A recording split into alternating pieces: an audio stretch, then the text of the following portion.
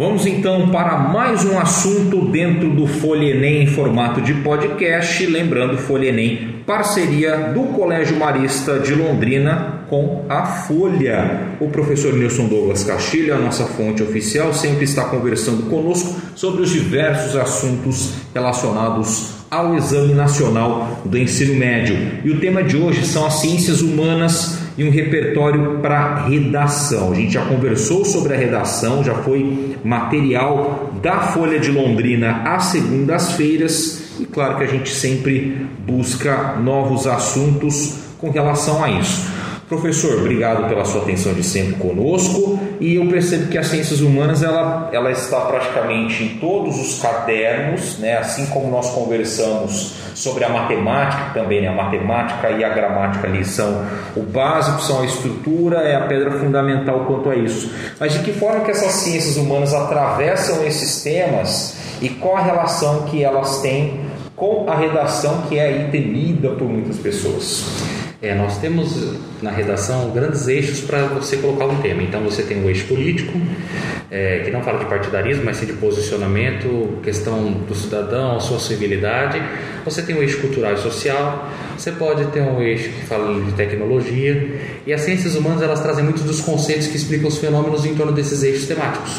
Então você pega lá o eixo cultural, eu vou falar sobre preconceito, você tem fato social que traz Emile Durkheim lá na sociologia. Se você vai falar a respeito da questão da tecnologia, muito disso pode ser explicado pelo período da Guerra Fria, pela corrida armamentista, pela corrida tecnológica que teve naquele período, que se explica pela geografia. Então, as ciências humanas, elas trazem muitas explicações e muitas teorias que embasam os fenômenos que acontecem na sociedade. Então, por isso que elas dificilmente são deixadas de lado. E quando bem trabalhadas, elas podem ser um argumento valioso para a redação. Só tem de tomar cuidado porque elas acabaram virando modinha. Em que sentido? Então, por exemplo, um aluno começa a criar a redação por meio de decoreba. E esse decoreba é assim: eu vou ver como é que eu posso encaixar Platão em qualquer tema que eu use. Dá uma forçação de barra. Eu vou ver qualquer redação que eu possa usar Aristóteles. Qualquer redação que eu possa usar a questão da geografia, o crescimento demográfico. Então, ele cria regrinhas para o dia a dia dele e para o texto dele, como se qualquer concepção das ciências humanas pudesse ser facilmente aplicável em qualquer fenômeno social. Como o mito da caverna. Exatamente, o mito da caverna. Então Platão explica tudo. Então Platão é o mito da caverna, vou colocar ali, fica uma forçação de barra muito grande. E como as ciências humanas, elas permitem que se escreva bastante, então daí causa a falsa impressão de que usar um termo legal, frases longas e o texto ficou bonito, mas não tem embasamento nenhum. Então precisa tomar muito cuidado em não deixar as ciências humanas serem um pretexto. Só porque eu assisti Aristóteles, eu sou inteligente, meu texto tem fundamento. Não necessariamente. Tem que tomar muito cuidado. E os corretores, acredito, muito atentos a isso também, né? Sim. Eles estão até, vamos pegar um contexto de pandemia, eles estão vacinados contra isso, né? Com certeza. A gente já sabe algumas coisas que são muito próprias. Então você já citou uma, Platão ali, teoria da caverna. A gente já sabe que alguns nomes muito fortes vão aparecer. Só que ninguém opta por pegar um Foucault, por exemplo. Ninguém ousa pegar Foucault na filosofia por saber da profundidade com que ele trata os assuntos. Ninguém pega Nietzsche. Pega aqueles que são mais básicos e que todo mundo já ouviu falar: Platão, Aristóteles, Sócrates. Então pega estes que trazem ali uma concepção mais geral dos campos filosóficos, ou pega sociólogo, Marx. Marx é o suprassumo da sociologia e é o que é mais difundido. Mas ninguém pega ali outros sociólogos, Max Weber, Emile Durkheim, são aqueles que realmente sabem como aquela concepção preconizada por esses sociólogos pode ser colocada ali. Ou alguns fazem o quê? Viu o nome de um autor famoso no meio da prova de ciências humanas e um trecho no item da prova de ciências humanas, vai lá e copia do texto do item. Isso não é válido. Eu tenho que trazer coisas novas. Se eu pegar trecho do texto, seja dos textos de motivação da prova de redação, como os dentro do caderno da prova, meu argumento vai ser invalidado.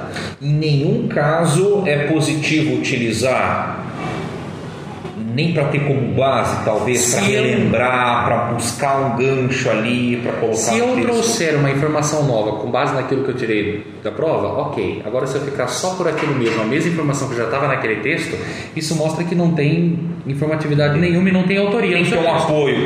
Pode ser usado como um apoio, mas apenas para puxar um gancho. Exatamente, mas ele não deve ser o ponto principal do seu texto, porque mostra falta de repertório e falta de argumentação. E Nesse caso, professor, por exemplo, é melhor nem citar, sim, tem Platão, tem Aristóteles, tem Karl Marx.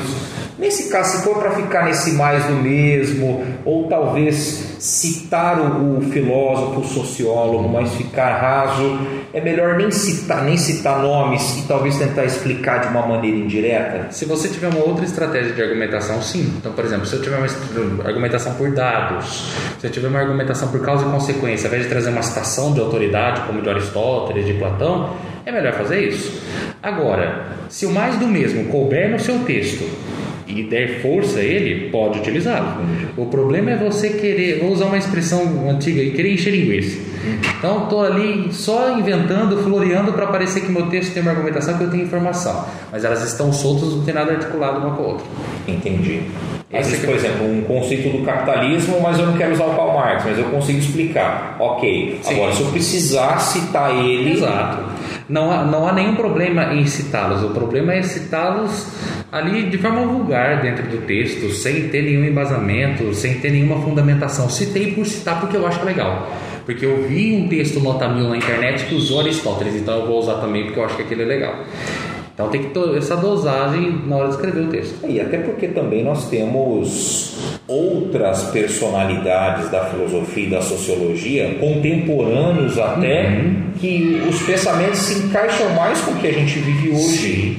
E vai muito da moda, né? Então, por exemplo, um professor de redação que ensina muita dica, muito macete, não leva necessariamente o aluno a pensar. Um macete ou outro é importante, sim. É bom você treinar um tipo de argumento, um tipo de introdução para você ficar bom naquele ali. Não precisa saber todos os recursos. Mas se você treinar só macete, você sempre vai recorrer aos macetezinhos e dificilmente consegue adaptar para um tema que você não esteja preparado. E vira moda. Então, você falou da teoria da caverna. Teve uma moda há pouco tempo atrás que era uma sociedade líquida. Tudo era sociedade líquida. A gente ouvia tudo em outro lugar. Aí, há pouco tempo atrás, agora, tudo que se falava de educação ou algo relacionado às nossas vivências, ou era carnal ou era...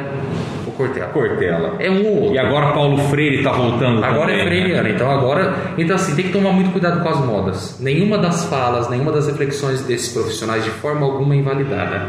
Mas quando elas são muito vulgarizadas, e eu tento usar esses termos, essas questões todas, para qualquer situação para explicar tudo sem me aprofundar, o problema não está no Cortella, não está no Karnal, não está no Bauman, não está no Freire. O problema está em mim que não soube gerenciar aquilo que eles falaram. E isso expõe também uma falta de raciocínio crítico, né? Com certeza, e falta de repertório. A pessoa não leu, ela só ouviu aquilo que está aí na moda e eu vou colocar no papel. Porque falta repertório, é essa a impressão que dá. Então, por exemplo, se a gente pegar o que está acontecendo lá no Afeganistão, você não precisa ser um profundo conhecedor do Talibã, ou do extremismo, ou dessa religiosidade que eles acabam utilizando para ter ações mais duras. Você não precisa ser um expert nisso, mas você entender qual que é a crise geopolítica que está acontecendo lá no Oriente Médio e todos os fatos que levaram àquilo, você desenvolve o seu raciocínio crítico e você consegue talvez fazer paralelo com outras questões sociais mais próximas aqui do Brasil, por exemplo. E veja, é uma crise de anos, não é de agora. É mais um episódio dessa crise.